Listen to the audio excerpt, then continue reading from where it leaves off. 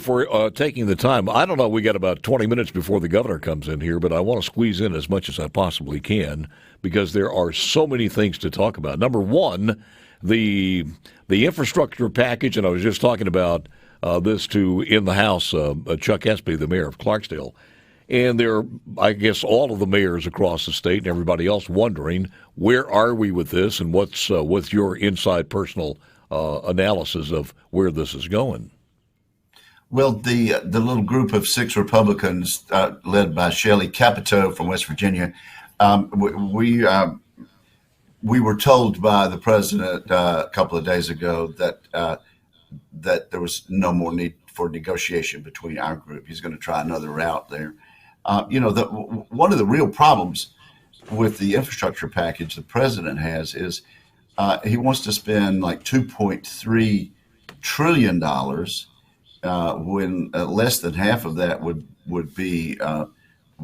amount to a massive infrastructure bill, which everybody could be proud of. But the main thing is he wants to undo the 2017 tax cuts, which gave 95% of Americans a tax break on their personal returns, and also made us more competitive internationally in terms of the corporate rate. That is absolutely a non-starter with all 50 of us Republicans in the United States Senate. We think that tax bill is what was giving us such a great economy back in February and March of 2020. No doubt. Yeah. And then, of course, COVID came and the economy went south. And so our colleagues on the Democratic side see the tax bill didn't work. It didn't generate the economic pluses that you said it would. Well, of course, the reason it didn't work after March of 2020 is we're in a worldwide pandemic.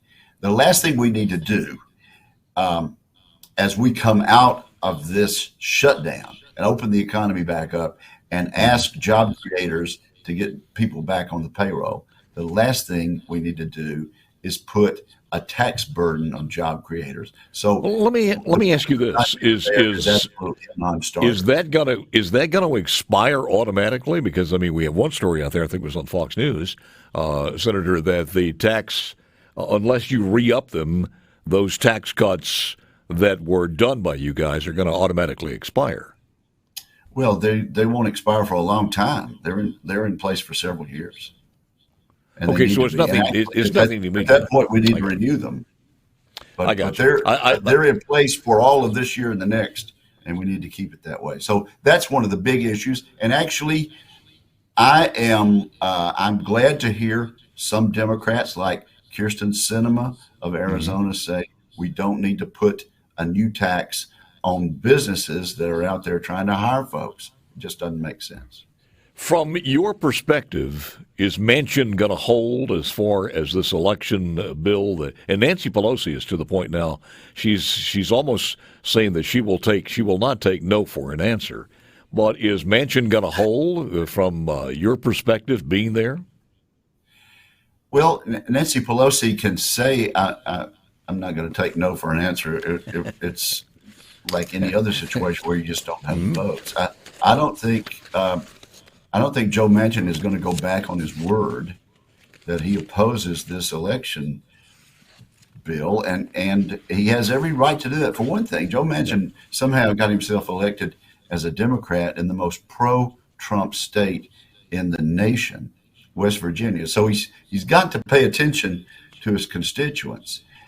This election law bill that President Biden is for and the leadership in the House and Senate are both supporting, it would do away with all voter ID requirements.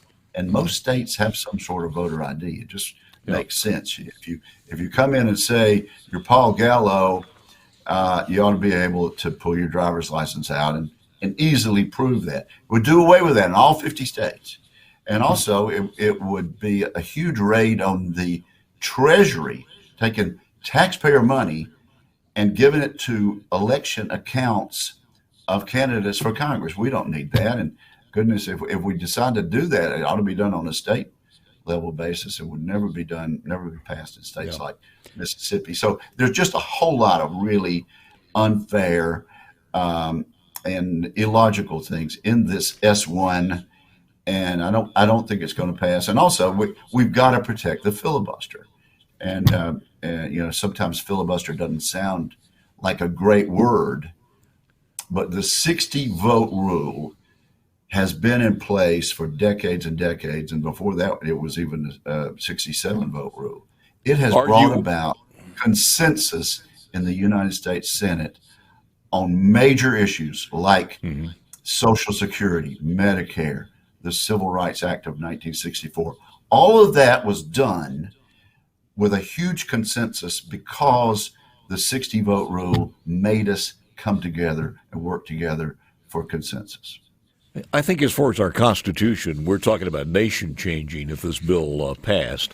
And it is kind of a testament how desperate they are in advance of redistricting in many different places, of course, or across the country, and some of the other things that going on. To hold all of these little groups together, this is probably their last straw.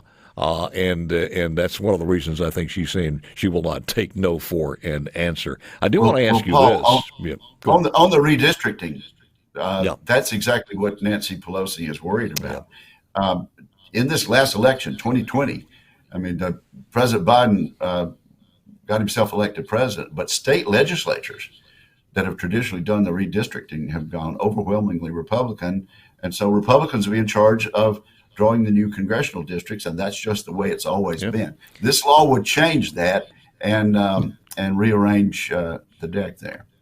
By the way, we don't often say this, but go back and every once in a while we'll have a story on, and we did last week, a couple of stories about some decisions by judges as far as immigration and a couple of other things, and they ruled in favor of common sense, the Constitution, and if you want to say, thereby conservatives. But we always say this. Elections have consequences, and now you're beginning to see some of the appointments by the president have those consequences toward the Democrats and towards some of the far left. Wouldn't you agree? Well, absolutely. And the three really excellent things we did during the first 2 years of the Trump administration, when we had the presidency, the Senate, and the House, we relieved job creators of all these regulations. And President Trump did that from day one. We lightened the tax burden on people who want to get out there and have a small business and hire a bunch of folks. And we appointed sound judges. Of course, three excellent additions to the Supreme Court, but also up and down from the state, the district judges in Mississippi to appeals court judges. Those are the three absolutely consequential and long-lasting accomplishments that we were able to do during the 4 years of the Trump administration with help from a Republican Senate. Don't have a lot of time left here, but I do want to ask you, how vulnerable are we as far as our contracts, as far as military installations or military is concerned? Final question. Okay, well, we're going to have a hearing of Armed Services Committee in just a few minutes. I guess at the bottom of this hour, I'll be running out of this office and down there.